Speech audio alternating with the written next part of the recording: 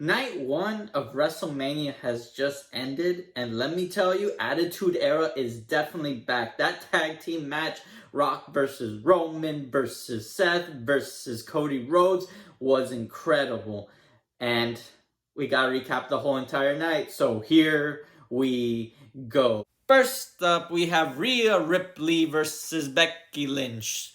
The mommy versus the man for the Women's World Championship title belt. I'm gonna not lie to you guys. This match was incredible. One of my favorites. Now, in terms of match, Becky was the clear underdog here.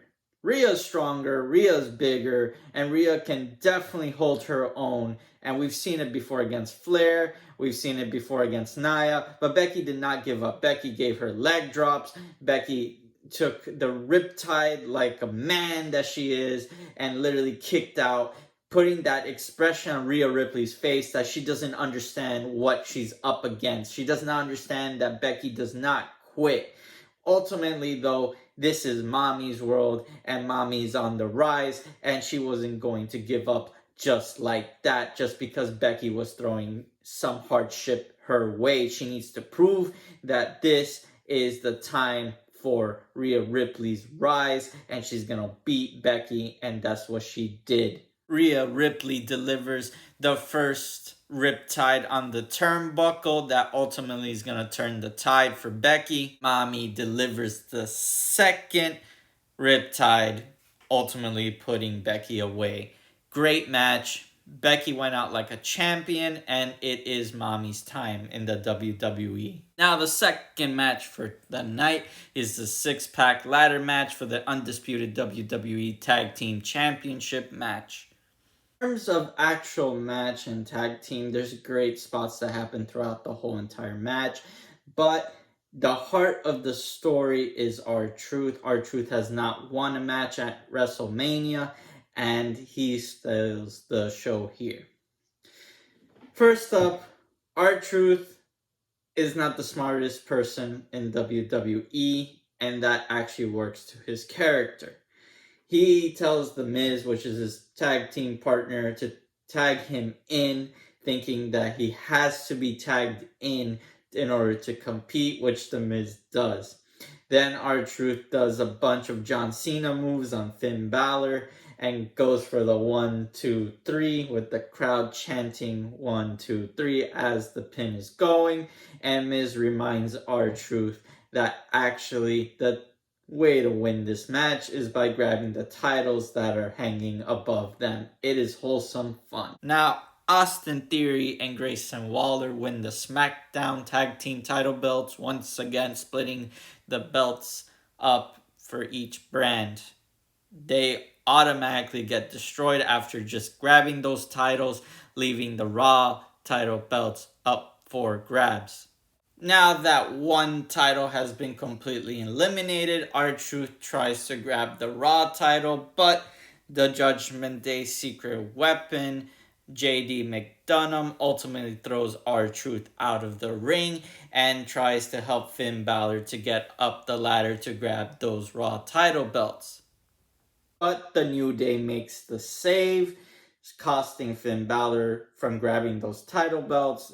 And ultimately, more shenanigans happen, more high-flying moves, and we get to the finish of the match, where Damian Priest has those titles in lock, and R-Truth comes in for that final save, throwing Damian Priest out the ring. Now, Damian Priest has been a bully to R-Truth, basically torturing him and throwing him out of the Judgment Day, so it felt so justified seeing that happen.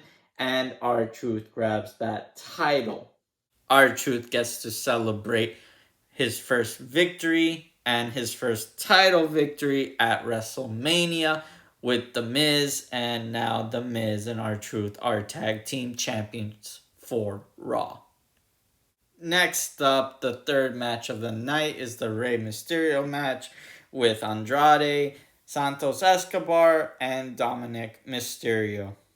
Now, in terms of matches, this is my least favorite match of the night. Dominic, again, it's the same routine with him and his dad. They try to kind of replicate that momentum they had from last year's WrestleMania. It didn't work as well as it should have going into this WrestleMania.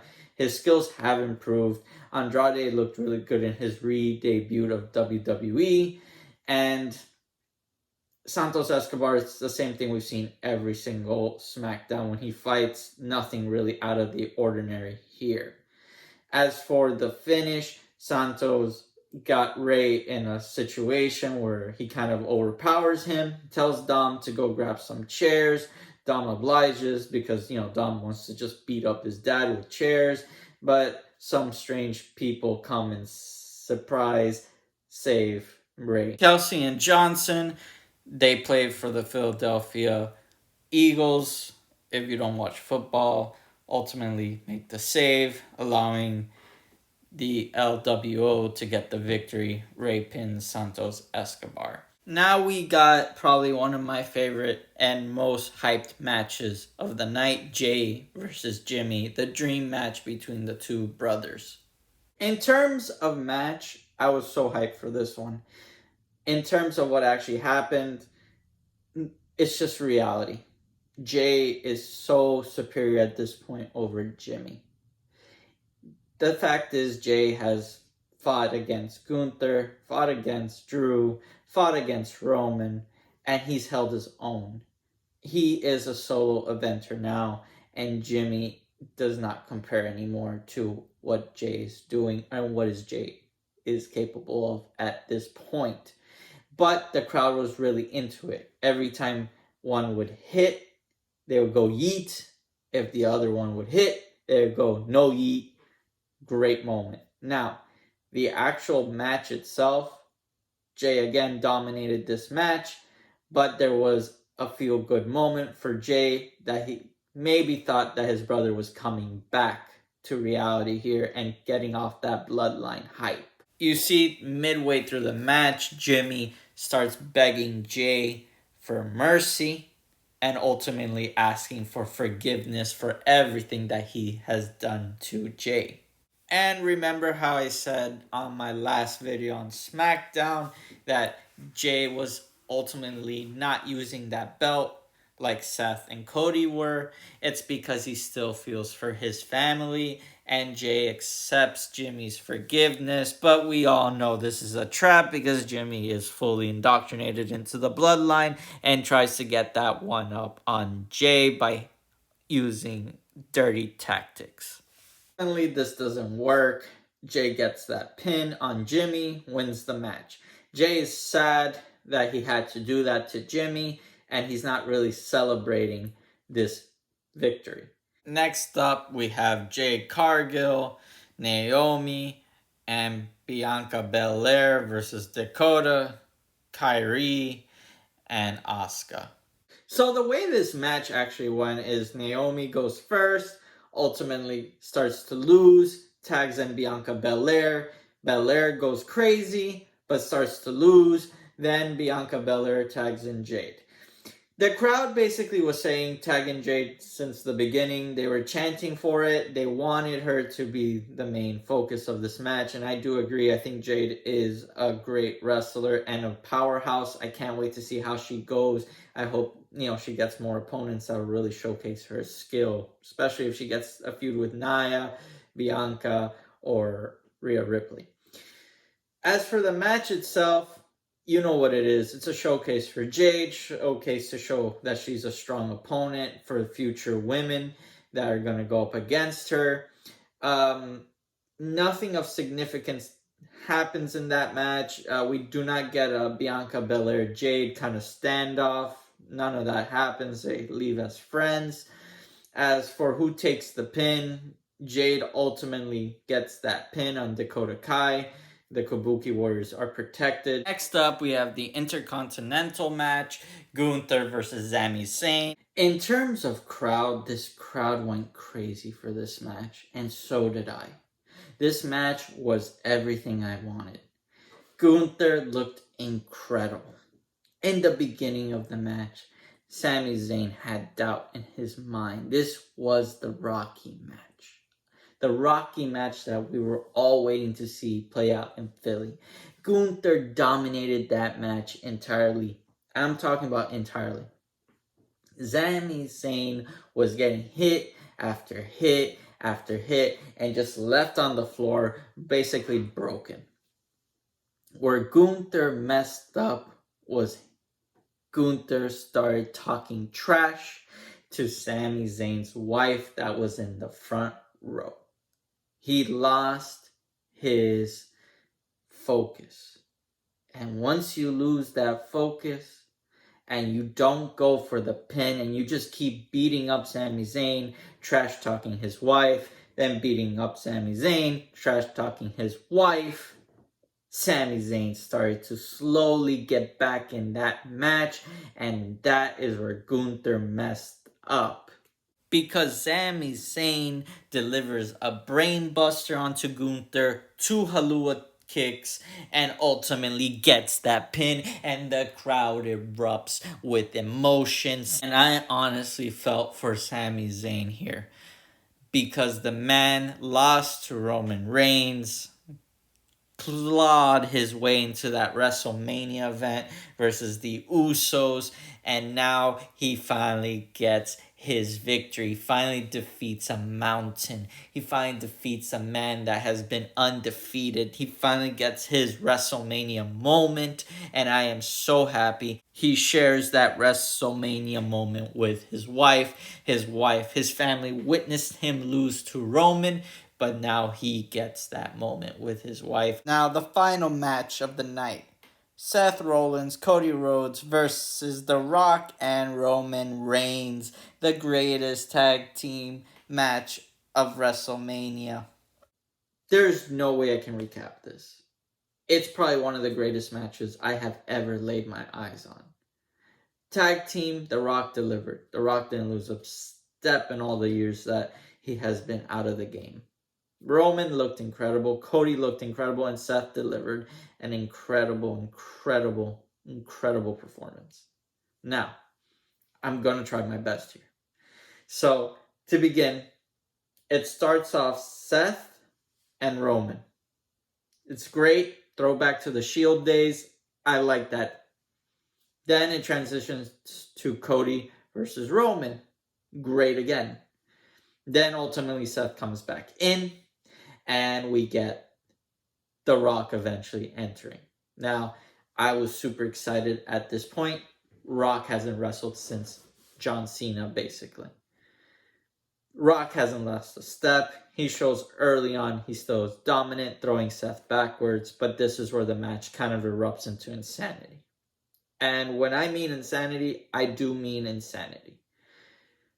Cody and Roman ultimately go up the ramp, and Rock and Seth go into the crowd, start beating up each other. Seth spits water or prime energy into The Rock's face. The Rock retaliates and spits back at Seth. What else happens? The Rock basically threatens the ref's job, saying that if he actually does his job, he's going to get fired because he is the TKO member. What else happens? Roman basically takes out Seth's leg, leading into what's going to happen with Drew McIntyre. That Seth is injured, but doesn't matter because Seth is an animal and just basically wrestles on one leg. Cody just busts open Roman's nose, making him bleed. The Rock takes out the Mama Rhodes belt to try to make Cody bleed and give it to Mama Rhodes, who was in the crowd, but that doesn't matter because Cody actually grabs the belt, but before he could do anything with the belt, he ultimately loses that belt before he can hit The Rock with. The referee starts to count 1, 2, 3. The Rock grabs the referee and throws him out the ring because he wasn't happy that the referee was doing his job. Again, Cody tries through thick and thin to get that ultimate victory, but it doesn't matter what he does because Rock and Roman cheat their way through. And then we get to the end. And the end is just incredible. Cody does a rock bottom on The Rock, throwing him through the announcer table. Seth, literally on one leg, tries to help Cody, but it doesn't matter because Roman's one step ahead and throws Seth through the barricades through a spear. Then Cody and The Rock move back into the ring, and man, Cody almost has The Rock beat, but Roman does save his cousin, and they go back and forth, Rock and Roman trying to help each other win. Now Roman is in trouble because Cody is feeling energized and he's closing in on that victory. He gets the first crossroad in, he gets the second crossroad in, but you know what's about to happen. Right as Cody goes for the third crossroad, The Rock hits him with the Mama Rhodes belt, and ultimately Cody loses his grip. Roman spears Cody, leading to the final tag-in. The Rock is now with a disoriented Cody Rhodes. The Rock delivers a rock bottom. Then he does this, and he does his little arms, and he delivers what I like to term now the tribal elbow, getting that 1, 2, 3 on Cody Rhodes. Cody Rhodes is deflated. Seth is deflated. Seth basically is injured. Rock and Roman leave the ring in celebration that the bloodline rules are happening. What do I think? I think it's a great match. In terms of rivalry between Rock and Roman, The Rock did take a spear from Roman on accident. Could lead to something bigger later on, but right now, it's not significant. Bloodline rules means that tomorrow, Austin and John Cena can come back. It clearly showed that there was hints to it. The announcers were talking about Austin and The Rock's rivalry a little bit, that they once had a match in Philadelphia.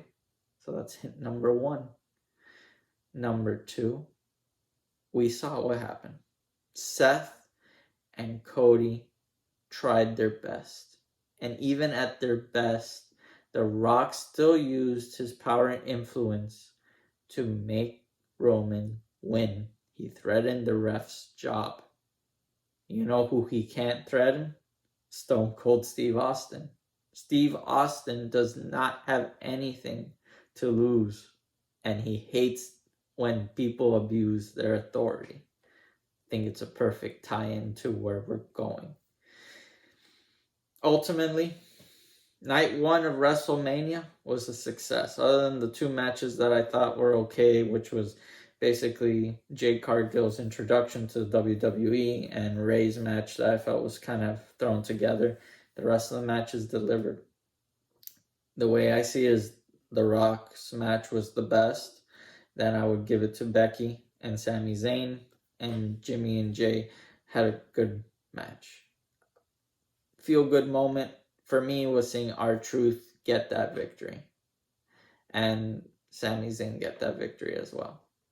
Great match, great times. Can't ask for more. See you on the next one. Like and subscribe and comment down below which was your favorite match of the night.